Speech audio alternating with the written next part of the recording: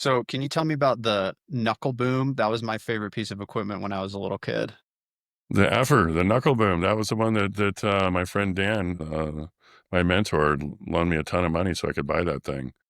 It was, it was what, 32? And, it was expensive. It was, several $100,000.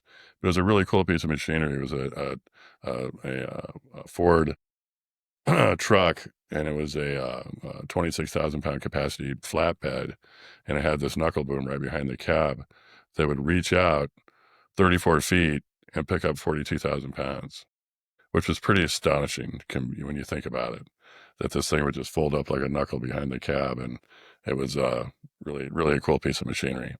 Yeah, the old effer. We did a lot of crazy stuff with that thing too, but it never let us down. It was awesome. That was like your main equipment for moving heavy stuff. Everybody else had little forklifts and trailers and trucks, and I was trying to innovate and be a little different and stand out from the crowd.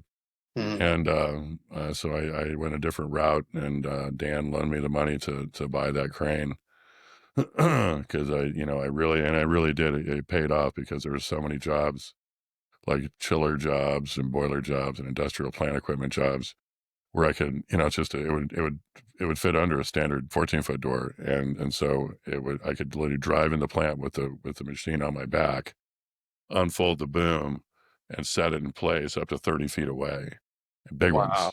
ones. So it was kind of a different way of doing it. And yeah, it kind of freaked people out when we started doing that. Yeah, that's so cool. It was, What was do you remember the single heaviest self-contained piece of equipment that you ever had to move? yeah, and it was horrible. It was horrible. It was like the worst 3 days of my life. Really? Yeah.